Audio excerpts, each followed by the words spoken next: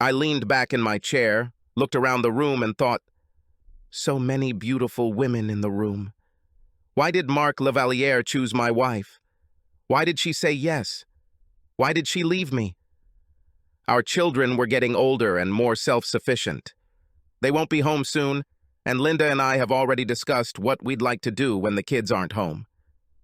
Many months ago, a small part of my mind wondered what the relationship between Linda and I would be like.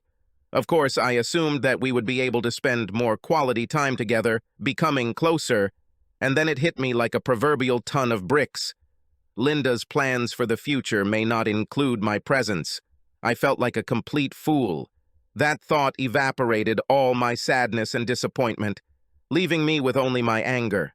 I could tell from the worried looks from those around the table that my facial expression gave them the impression that my head was about to explode, or that I was about to do something very, very stupid.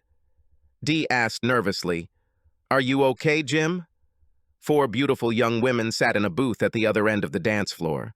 I could see them right over Dee's shoulder. Why didn't Marc Lavaliere choose one of them? I watched the 4 ladies for a moment. Then I started laughing, very loud. Everyone at the table looked scared by my laughter. I laughed so hard that people were looking at our table. I had tears streaming down my face. When my laughter finally died down, I wiped away my tears and gave everyone a big smile. I realized that my life had just changed dramatically. I was no longer in a monogamous relationship. I no longer had to worry about my wife's feelings because my wife no longer cared about mine. Everyone stared at me. I smiled at Dee, took the wedding ring off my finger and handed it to the amazed Dee. "Tell this to Linda when you see her." "I have things to do." I stood up and threw a 10 on the table. "This is for my drink. Since you encouraged Linda's cheating so much, you can pay for it." When I left the table, my former friends called me. As I left the club, I wondered what I would say to them if they tried to follow me. The only thing I was sure of was that if any of the husbands followed me and did not heed my warning, I would break their nose. As I walked, my thoughts were racing. Linda was going to have selfish fun. I was going to have selfish fun myself. When I arrived at the hotel, I asked the young woman at the front desk if they had any full-size suites available. She told me no, but if I was looking for a bigger room, there would be a honeymoon suite available. She listed many of the amenities available in the room. "I will take him. We will not be able to rent out the room you're in now, since it is already late at night. I'll pay for both rooms. My wife will be staying in the original room and I will be staying in the suite." The young woman looked at me strangely for a moment. "I thought you were doing something special for your wife." After she gave me the key card to my new room and directions to get there, I told her, "If my wife asks for the key to my room, don't give it to her. In fact, could you please leave specific instructions so that no one tells my wife that I'm still at the hotel if she asks?" The young girl had a curious look and a smile on her face. "I will make sure that the hotel staff is informed of your request." I went up to my old room and collected my clothes, leaving all of Linda's clothes and personal items in the trash cans. I took the elevator to the top floor. The honeymoon suite was huge, and even had a jacuzzi on the large balcony overlooking the city. I bought an expensive tuxedo with me in case we decided to drink late at one of the more fashionable restaurants nearby. I put on my jacket and headed back to the club, stopping at the ATM to withdraw some cash. When I returned to the club, there was a long line to get in. I approached the doorman as if I owned the place. He asked if he could help me. I smiled at him and gave him a $100 bill. He smiled back, opened the door, and let me in. My former friends were sitting at the table when I entered. I looked around the club, hoping to see what I had seen before. A table at the side of the dance floor with 4 beautiful young women sitting at it. There weren't any men with them, so it must have been some kind of bachelorette party. Perfect for me. I walked through the entire club. Dee noticed me as I walked past the table and tried to wave and call me by name. Everyone at the table turned to look at me. I paid no attention to them as I crossed the hall and casually approached a table with 4 ladies. For what reason are 4 beautiful ladies sitting unaccompanied? All 4 ladies smiled at me. The taller brunette laughed loudly and said, "We're here with our girlfriend. The stupid guy left her for some bitch, and we're cheering her on. The brunette was definitely tipsy. Well, if you don't mind, lady, I'd love to dance with your friend and get a chance to cheer her up. Ace turned to the petite red-haired girl. She smiled and extended her hand to me so that I could help her out of the booth. When we started dancing, I asked her name. Samantha. My name is Jim. How could you date such an idiot that he could let such a beautiful woman go? Because he's an asshole. I laughed and smiled at her. We talked a little while dancing. She went to college to become a nurse and grew up nearby. The song ended and a slower song began. We continued to dance. The music was not so loud, and Samantha asked, "Are you married, Jim?" We broke up. "Was it your wife who danced with Mark Lavalier earlier?" I noticed that she disappeared after that dance. You noticed this, right? Everyone in the club noticed it, Jim. I gave Samantha my best smile. I think you found out that we broke up at the same moment that I found out. Samantha smiled warmly at me, and we danced very close until the end of the song. We had both recently been hurt by someone we cared about, and it felt good to hold each other. When the song ended, we returned to Samantha's table. Samantha said to the others at the table, "I know we agreed that no men would sit with us, but I want Jim to stay with us." Brunette, clearly trying to play with me and Samantha. "I don't know. We agreed that there would be no guys." "How about I buy a couple bottles of champagne to make up for it?" "I don't know. A deal is a deal." Samantha smiled at all three and said, "We saw Mark Lavalier leave with his wife." Three voices at once shouted out, "Not a damn thing!" Three ladies walked around the booth to make room for Samantha and me. Before I could get any names, the blonde next to Samantha asked, "Do you guys have an open marriage?" "Absolutely not." Then another blonde asked, "What did she tell you?" "Nothing. She told me she went to the toilet and snuck out through the back of the club with Mark." I pointed my thumb over my shoulder without turning around. "And all my former asshole friends covered for her." At that moment, the waitress came over. I asked if everyone liked champagne, and everyone smiled. "2 bottles of your most expensive champagne." The girls applauded. Before they could ask me another question, I introduced myself. Their names were Kim, Christy, and Susan. They were all studying to be nurses with Samantha. After the champagne arrived and everyone drank a full glass, Christy, the brunette, asked me what I was going to do with my wife. As far as I understand, we broke up the moment she walked out the door. "Do you have children?" "Unfortunately, yes. A boy and a girl, 15 and 13 years old. But in a few more years, they will be left to their own devices, and I am going to change my wife." Samantha took my arm and said loudly, "To hell with it. You're with me tonight." We all clinked glasses and drank champagne. I told the girls a few jokes. They told me several jokes. We laughed and drank. They danced with some guys and with each other. Samantha remained sitting with me, her arm wrapped around me. Towards the end of the evening, Christy got angry, jumped up from the table, and ran away. We all turned to see where she was going. It turned out that Dee decided to come talk to me, but Christy stopped her near my ex-friend's table. We couldn't hear what was said, but we could see them talking loudly to each other. It ended after Christy started poking Dee's chest multiple times while screaming in Dee's face. Dee cried and sat down again. Christy then lashed out at everyone at the table. All the tables around them laughed at the embarrassment of my former friends. When Christy returned, Kim and Susan high-fived her.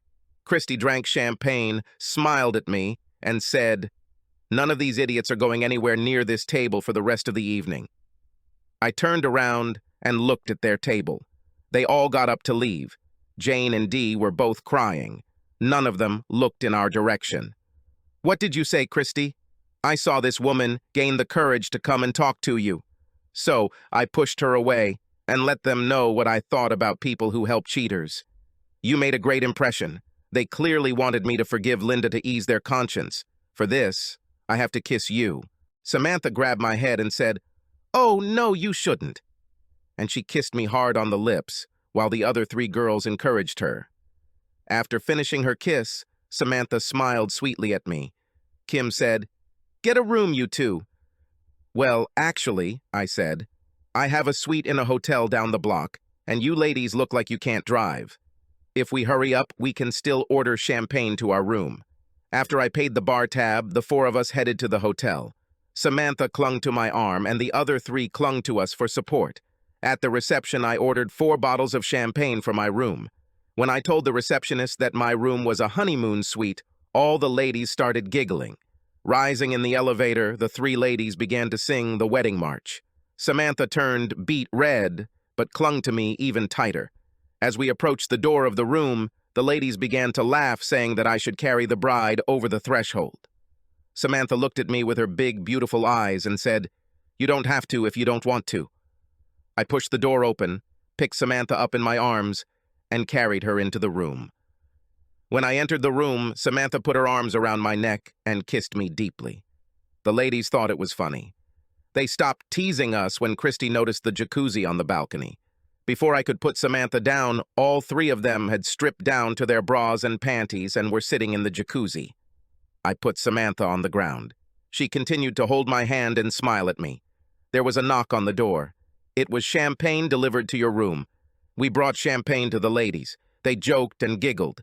Susan told me I was overdressed and needed to take it all off. I laughed and told them I was keeping Samantha company. They yelled at Samantha to get into the jacuzzi, but she just smiled and pulled me back to the room.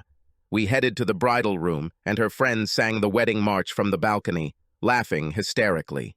This morning I woke up with Samantha wrapped around me and 3 other naked ladies lying across a king-sized bed. They must have gotten in here after Samantha and I fell asleep. I slipped out of bed. Samantha watched me. I smiled at her, and she smiled back. "Did you have fun, Jim?" "Yes. Best night of my life." "Any regrets?" "Absolutely none."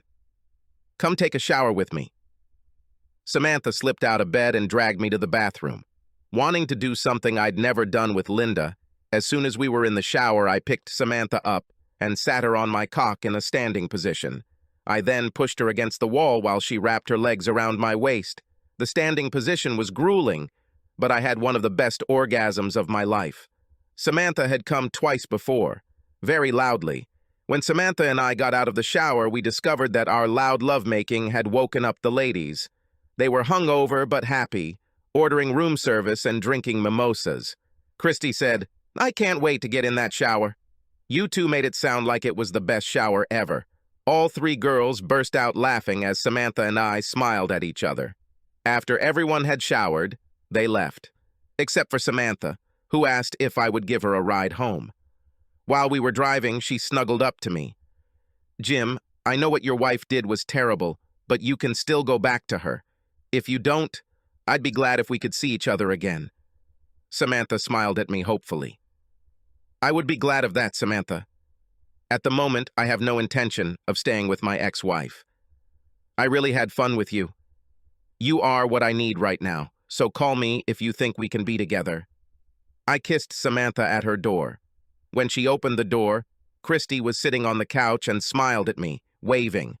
As I left, I realized that I was putting off making a decision about what to do with Linda. Returning to the club was a sudden reaction to Linda's infidelity. It didn't solve my problem with Linda, but it made me feel a lot better. When I got home, I took a break and plopped down in a chair in the living room. I didn't bother turning on the light because I was thinking about how to end my broken marriage with the least harm to my children. After a while, I have no idea how long, I heard a car in the driveway, then the key turning in the lock. Jim, I'm home." Her voice sounded exactly the same as it always did when she returned home from running errands. She closed the front door and turned on the light. I turned to look at her. She looked exactly the same. The blue dress still adorned her as in the evening. Dark hair flowed down his back in the same way. Poster shoulders, face, rings on fingers. Everything was exactly the same. It was as if nothing had changed at all. As if she hadn't spent all night and all morning betraying me with an asshole. This is impossible, I thought. There should be some visible difference. Something indicating what she did. At least some shame on her face. There was nothing. It's just me, the same old me as always, she said with a gentle smile. Of course she knew what I was thinking. Nothing has changed here, nothing has changed. My love for you is exactly the same as yesterday. I wish I could say the same. Listening to myself, I realized how dispassionate it sounded. Jim, with the look of a dead gentleman, I stared at Linda, pointing to our bedroom. Do not start. Go take a shower.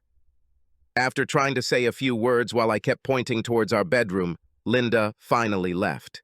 After her shower, she returned downstairs. Jim, where are my clothes from last night? I think in the hotel room where you left it. You didn't bring my clothes home? No.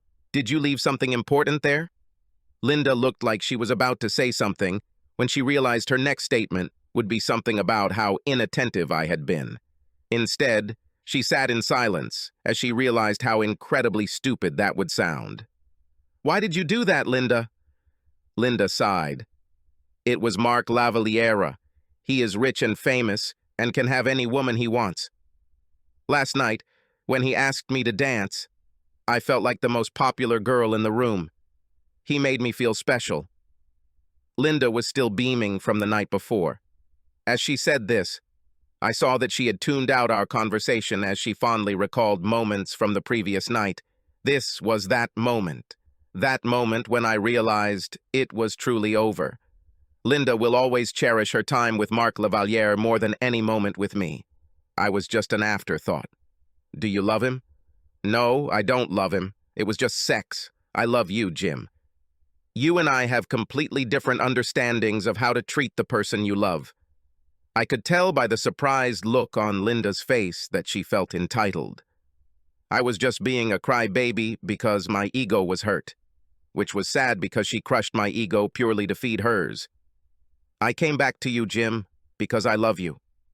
If he asked you to stay, to become his girlfriend or wife, would you be here now? Linda hesitated, then noticed that I was watching. Of course not, I love you, Jim. You hesitated, Linda. I understand what this look means. You would have been there if he asked. It was just one night. It was just sex. The discussion is over. I have something to think about. Pack some things for you and the children and stay with your parents with them. Whole week. But Jim, the discussion is over. If you really want to urgently solve the problem right now, given the way I'm feeling, you won't get the results you're hoping for. This time there was anger in my voice and look. Linda packed her bag and left. As soon as she was out of sight, I began to implement my plan. I had an epiphany when I saw Linda standing at the entrance in her blue dress, looking completely unchanged. I knew something had to change if I was going to survive this. I called my boss and told him I needed 2 weeks off. I then rented a truck and bought some supplies at the hardware store: wood, drywall, paint, and 2 exterior doors. Once home, I grabbed mine scrap and got to work. First, I removed the front door and the windows surrounding the door. After cutting out a large empty space, I installed the 2 front doors. I placed the old front door on the right side and the new one on the left. I then framed the wall right along the main entrance in the middle of the house and laid down drywall. I was going to do a duplex. I installed a new back door on the left side where the new kitchen would be. The new kitchen would face the living room, just like the other side. The office turned into a 3rd bedroom on the left side, my side. The dining room became the 3rd bedroom on the right side, Linda's side. When I was finished, each side of the duplex matched almost exactly, except for the detached garage on Linda's side. Later, I will build another garage on my side. I changed the lock on the garage and the code on the garage door so that only I have access. I also put up a fence in the backyard, cutting the backyard exactly in half. Now I have a duplex. I called my kids every day and told them I was working around the house. Linda kept asking to talk, but I kept telling her that I was not in the mood to listen to what she had to say. I called Samantha a few days later just to hear her voice and maybe get a chance to spend more time with her. I thought you forgot about me. I cannot stop thinking about you. Are you going to ask me out on a date? No. Stop teasing me. No, I'm really not going to ask you out. I was thinking more about going away for the weekend, just you and me. Really? Yes. Where? The Bahamas sounds tempting. Can you go away this weekend, fly on Thursday and return on Tuesday? Yes, yes, yes! Just take your phone and passport with you. We will buy everything we need there. After we told each other how much fun we were going to have, I had to let her go so I could pay for my plane ticket and book a hotel room. A last-minute trip to the Bahamas didn't come cheap, but what the hell? If Linda divorces me, she gets half our savings and my salary to support the children. I smiled when I realized it was as if Linda was paying for half the trip with Samantha. I transferred our savings account to a bank account in my name only. I also changed my salary so that it was deposited into the account. I didn't think Linda would cancel the credit card, but I wanted to have access to the money just in case. I worked 16 hours a day to get all the walls in place, a little unfinished on my part.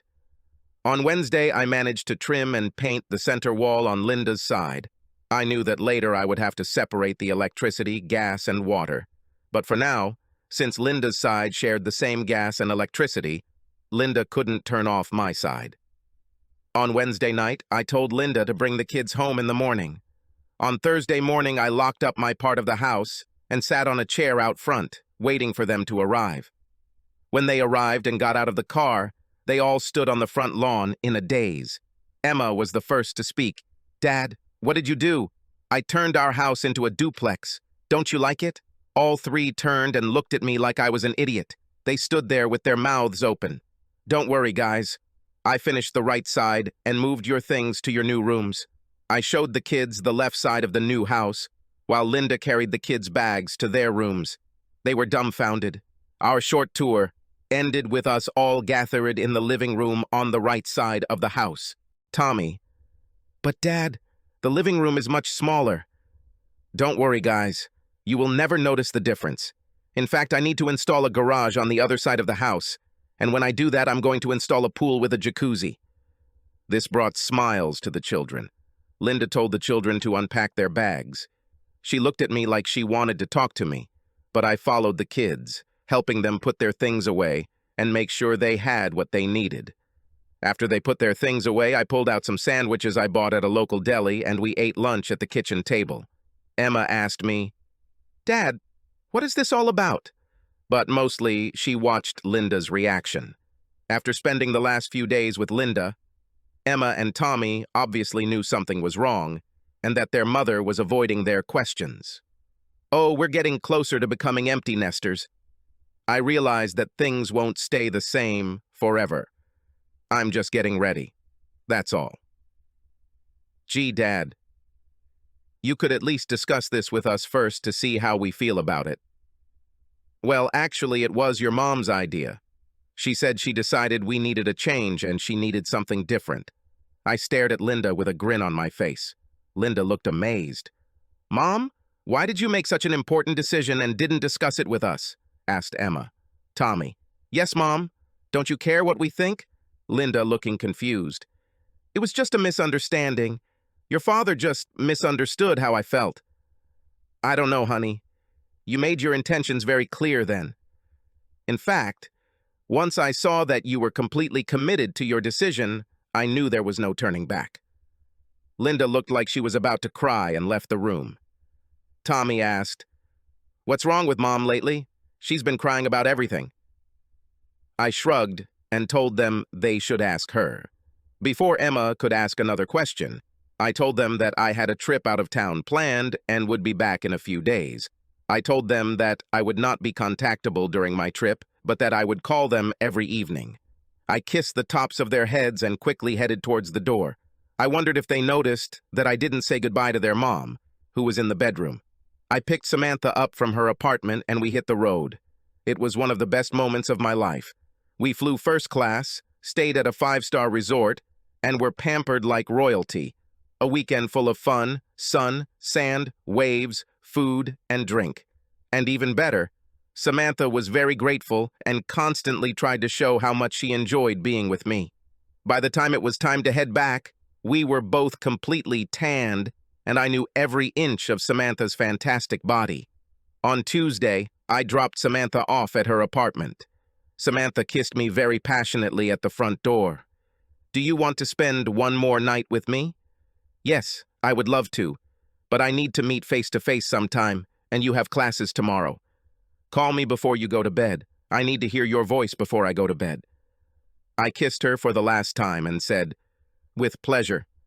I drove home, smiling to myself. Samantha told me last night that she could see herself falling in love with a guy like me.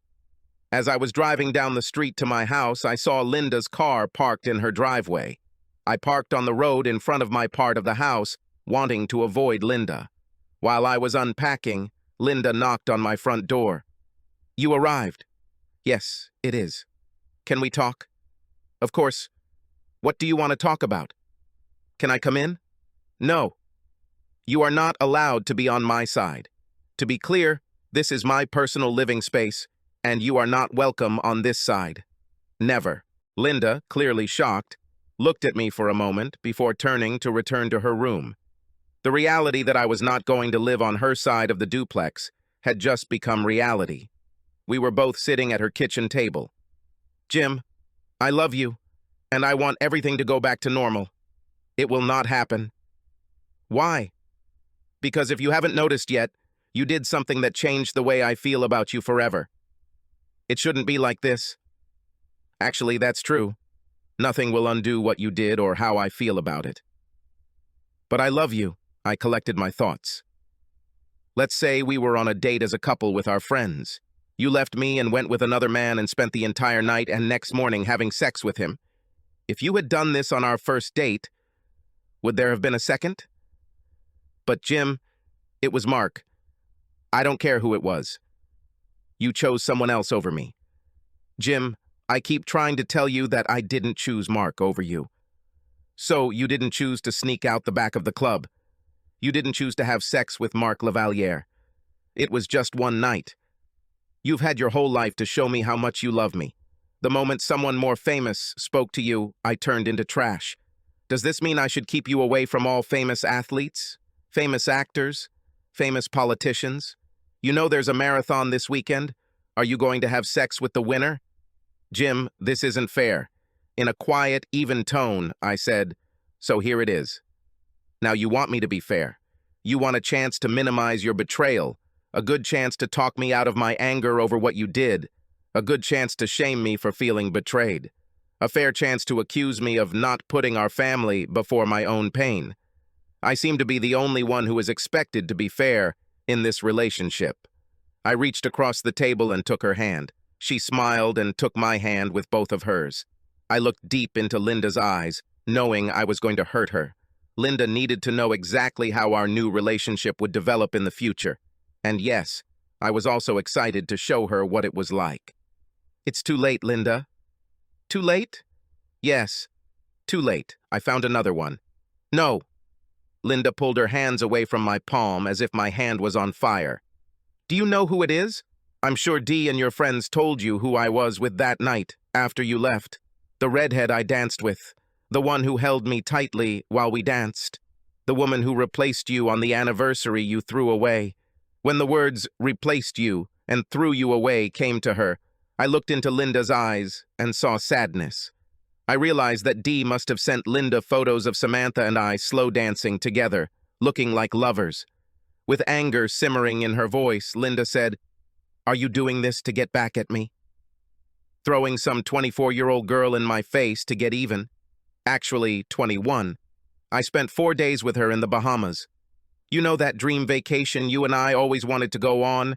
It was impressive. I knew I had a big smile on my face when I said it, but I couldn't help it. The weekend was truly impressive." Linda glared at me after I finished speaking. I saw that my words made her very angry. I knew that the smirk on my face that I was left with increased her anger. I reminded myself of the children and took a deep breath, forcing my face to relax so that my grin disappeared. With a hot look in her eyes that I knew would be followed by some soul-searing condemnation, Linda opened her mouth and pointed her finger at me. But when she saw my grin appear again, she realized that I knew every word she was going to say. Linda froze. Then she exhaled slowly, closed her mouth, and placed her hand on the table. We sat quietly, staring at each other. I knew Linda wanted to yell at me, set my ass on fire, put me in my place for what I had done. but she realized that she had no moral ground left to stand on. The leverage she was used to in our relationship was based on love and trust. The same love and trust that she casually erased for one night of sex. It finally dawned on Linda that what she had done had cost her more than she had imagined. I'm sure that when Linda decided to sleep with Mark, she thought she would just spend some of the chips she had accumulated over the years of our marriage. She finally had a suspicion that she had foolishly put everything she had on the line. Linda sat quietly for a moment, staring at her hands clasped together on the table. "It doesn't matter. I love you. Yes, you continue to be sure that your love means something special. Why do you think your love is important to me after what you did? It's obvious that my love for you means nothing to you, so why should I value your love? But I don't want to lose you." "Well, I don't understand why you thought you could completely destroy my trust in you and expect to keep me. You took me for granted, and now you don't deserve me." Linda looked confused. "I'm going to my place. I still have a lot of work to do around the house. I'll be back to have dinner with you and the kids. Please don't bother me until then." I got up and returned to my apartment. Linda cried when I left. Leaving Linda was terribly painful. I wanted to hug her like before, but deep down I knew there was no going back to what we were. The Linda I thought of as my wife was not, and never will be again. Everything I will ever have with her will be a painful reminder of everything we could have had, everything she carelessly destroyed without a second thought or an ounce of guilt. Before dinner, the kids and I went to my side of the house to look around. I showed them the new kitchen area and how I was going to cut out the back wall and make it all glass to overlook the new pool. They looked worried as they looked at the fence dividing the backyard in half. They realized that this side would be Daddy's. I then showed them where their new rooms would be on my side of the house. "Why do I need 2 bedrooms in the house, Dad?" asked Tommy. "Because this side will be my home, and that side will be your mother's home." "Emma, are you and your mom getting a divorce, Dad?" Mom doesn't say anything, no matter how many times we ask. "No, they just separated. I don't want to be a dad for the weekend, so I thought I'd just split the house and you two can live on whichever side you want that day." Before we could continue, Linda poked her head through the front door to announce that dinner was ready.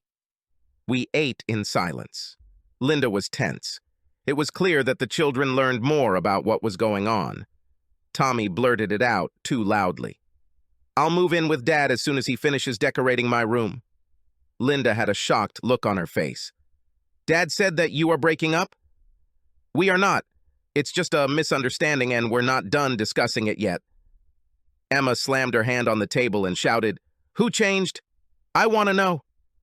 Emma and Tommy looked back and forth between Linda and me. I stared at Linda. Linda stared at her plate. When Linda began to cry, the children got their answer. I told the children that their mother was tired and needed some rest. I helped Linda up and walked her to the bedroom, undressed her, and put her to bed. I quickly kissed her forehead, as if she were a little child who had woken up from a nightmare. I turned off the light and closed the door. I focused on feeling for Linda as I would have for one of my children. Adult child, who committed a terrible crime and was sentenced to prison for the rest of his life. I would still love my child, but he would no longer be a part of my daily life or thoughts. First, I went to Tommy's room. He lay on his bed and corresponded with his friends. I asked him if he wanted to talk about it. He said, "No, not really." I went to Emma's room. Emma was angry and crying. "Why did she do this, Dad?" "You have to ask her." "You can't just forgive her?"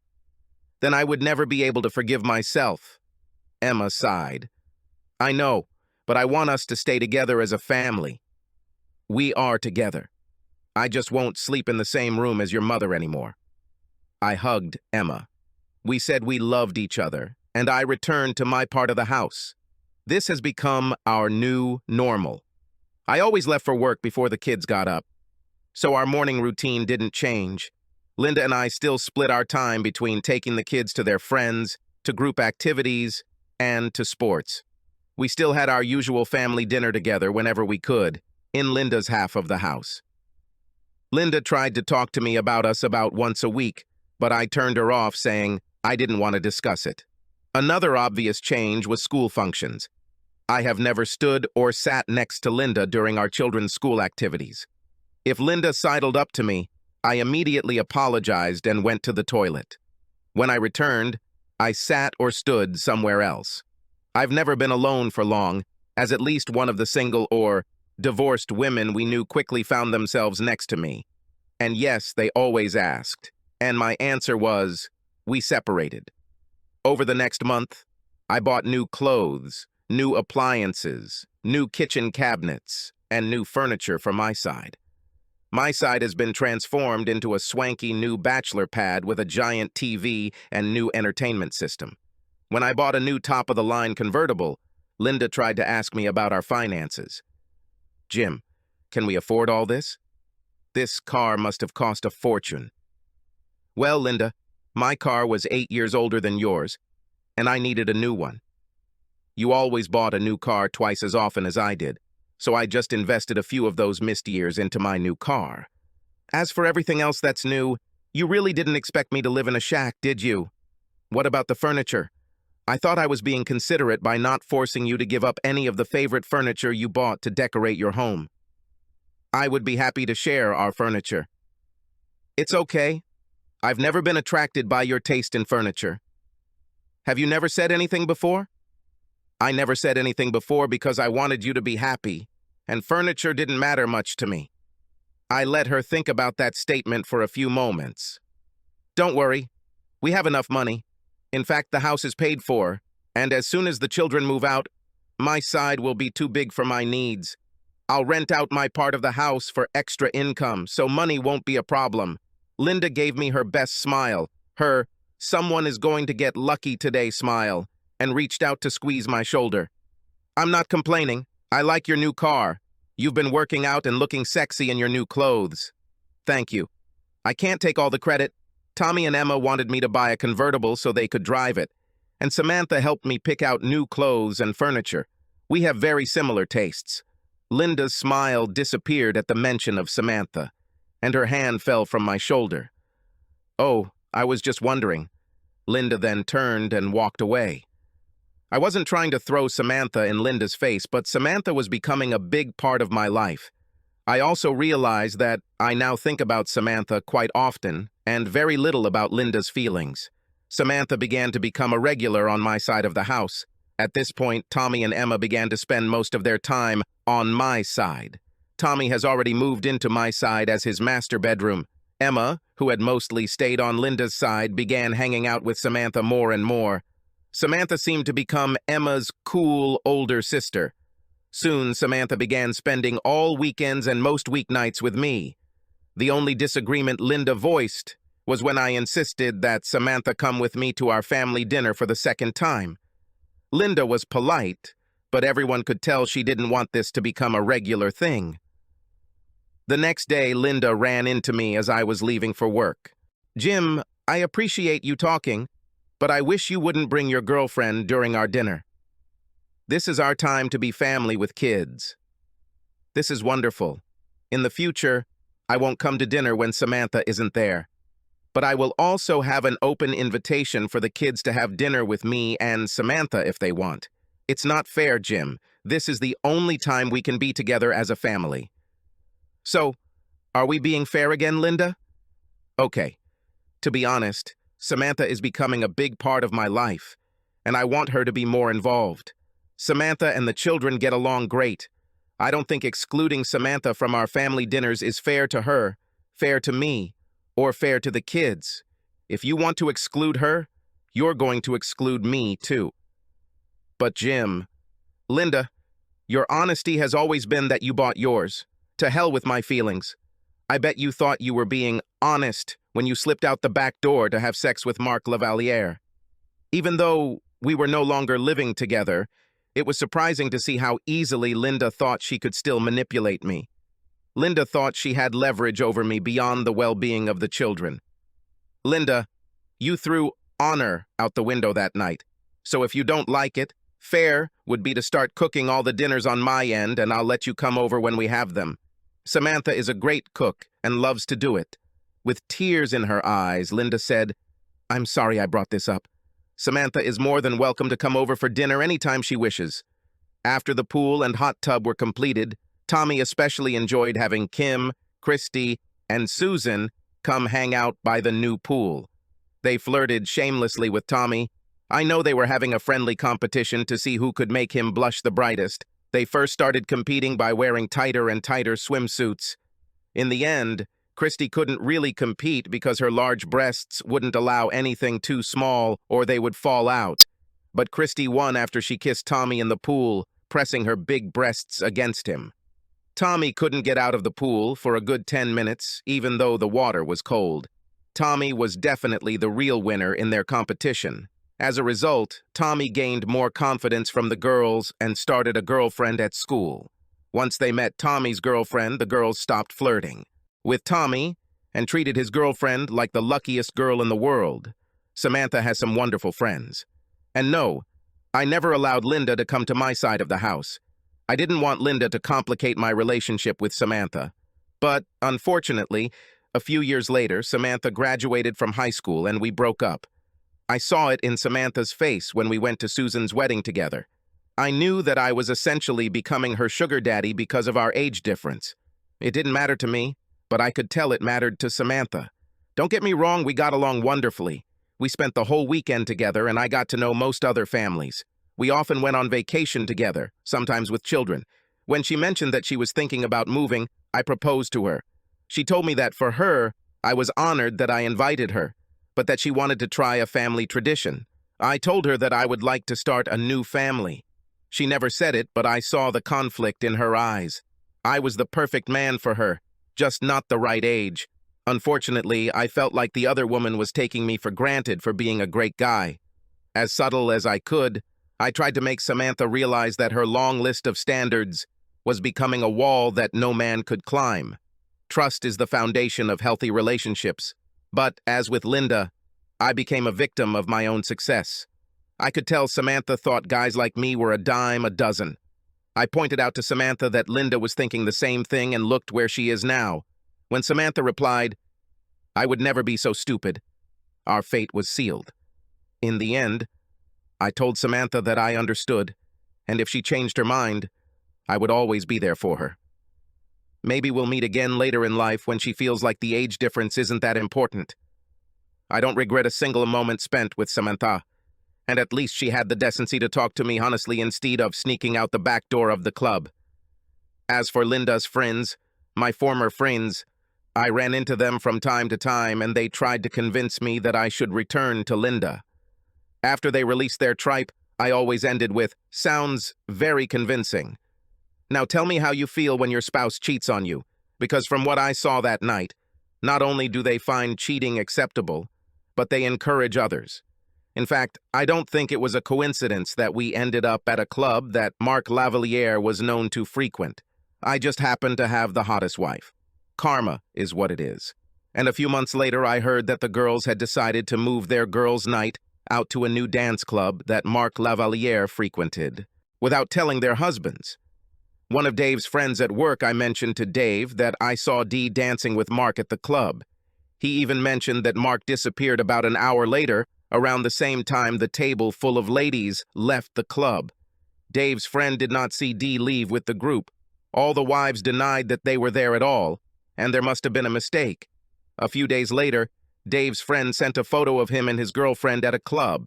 In the background, Mark Lavalier could be clearly seen talking to wives at the table. The wives finally confessed, but they all said that no one went with Mark. Of course, their stories didn't match, and eventually the true story came out. But not wanting to give away their friend, the wives refused to say who was the one who left with Mark. Unfortunately for them all, when they finally named Dee, it was too late for any of them. Too many lies and trust has been damaged. From what I was told, when all the husbands met to compare wives' stories, Dave's closing comment summed it up. They covered each other for a long time. They all lied to us too easily. This isn't their first girls' night out. How do we know it wasn't just Dee's turn to have fun with Mark Lavalier, or anyone else for that matter? Every husband saw the expression on his wives' faces when Mark Lavalier approached him. our table that evening. Everyone heard how their wives condoned Linda's behavior and how lucky she was to have this chance. After the first bachelorette party, which Linda attended, all the guys knew that wife afterwards. They were excited because Linda talked about her sex with Mark. At first, the husbands were happy to get a little extra stimulation in the bedroom, but a couple of months later, one of the husbands joked to the other how much he hated sleeping on silk sheets. After comparing, both husbands realized that the silk sheets were new and both sets were white. In conversation with other husbands, 4 beds with new white ones were discovered with silk sheets. After Dee's night with Mark, the husbands became concerned that their wives were reliving their own nights with him. All 4 couples divorced within a year. I found out about all this because Dave was the first one to get divorced, and he apologized to me after he told me what led to his divorce.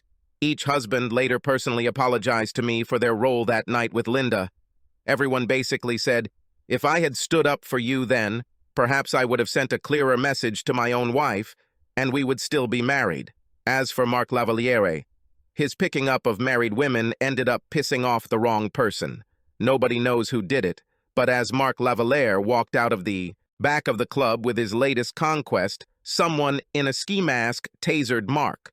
Before Mark could come to his senses, the guy hit him in the private parts. While Mark was screaming, holding his crotch, the guy literally crushed both of Mark's kneecaps. Even though they had the video, no one was ever brought to justice. There were too many husbands who had reasons and opportunities. Mark lost the ability to walk. As for Linda, the last time we talked about us was the day Emma moved out. We were already divorced, and I had already rented out my part of the house and moved into a condo by the sea. Standing in the driveway, Linda asked if she could talk to me after Emma pulled out to go to college. Jim, I still love you. I made a terrible mistake, and I've regretted it every day since. Since then, I have not dated or even looked at another man. I know you haven't been in a serious relationship with anyone since Samantha, and I'd like you to move in with me again. Just to see how it goes? Linda then took the necklace off her neck and handed it to me. At the end of it hung my wedding ring, the ring I gave to Dee the night Linda left me. Linda looked at me with hope in her eyes. You still don't understand what went wrong, Linda. That night, you thought you could test my love for you, when in reality, it was a test of your love for me. But I really love you. No, you like what we once had. You loved that you had the perfect marriage, the perfect husband, the perfect children. You liked that I didn't treat you like property, like a trophy wife, that we shared important decisions. You loved that our lovemaking, although less frequent, was just as intense as when we first met. You liked that I always cared about how you felt, ahead of everyone else. You liked that I gave you financial security to do what you wanted. But more than anything else, you liked that I trusted you without a doubt. Now you love me more than before because you know that you will never find anyone else who would make you as happy. No one will be as in love with you as I once was. Linda didn't move. She still held the necklace at arm's length, but her hand turned white as she clutched it with a desperate grip. You didn't appreciate what you had, and now it's gone. I can't be near you anymore. I will never again put you in a position where you have the opportunity to do what you did to me. I always thought it was us against the world, but you killed us when you ran away to be with Mark Lavaliere. Linda began to cry. How many times do I have to say that I regret going with him? It was never about Mark, Linda. You thought you were lucky when Mark Lavaliere decided to take you home with him, but I was lucky too. When I was at my lowest, and your friends tried to convince me that I was a fool for being upset, I realized that you showed me that we truly are a wonderful couple. But not because of you, but because of me. You left because my love was so strong, not yours. My love would never even think of doing what you did. My love was the music to which we also danced, which made us so special. As I was sitting at this damn table, angry, thinking about these things, I saw Samantha across the room looking sad. When she saw me looking at her, she smiled. Her wonderful smile reminded me that I was still a man, and I had a chance to be happy with someone, that I could pour my love and devotion into a new we, a different us. Then you opened my eyes and set me free. With that, I climbed into my convertible and drove away with a big smile on my face. I couldn't wait to get home as soon as possible. Samantha quit her job out of town and moved in with me last week. Since then, she has done an excellent job of convincing me that she always needs me in her life. Trust is a wonderful thing. Subscribe to our channel so that your second chaff doesn't cheat on you, and go ahead and listen to the next story, because this story is nothing compared to the next one. If you're under 18, don't even think about listening to the next one.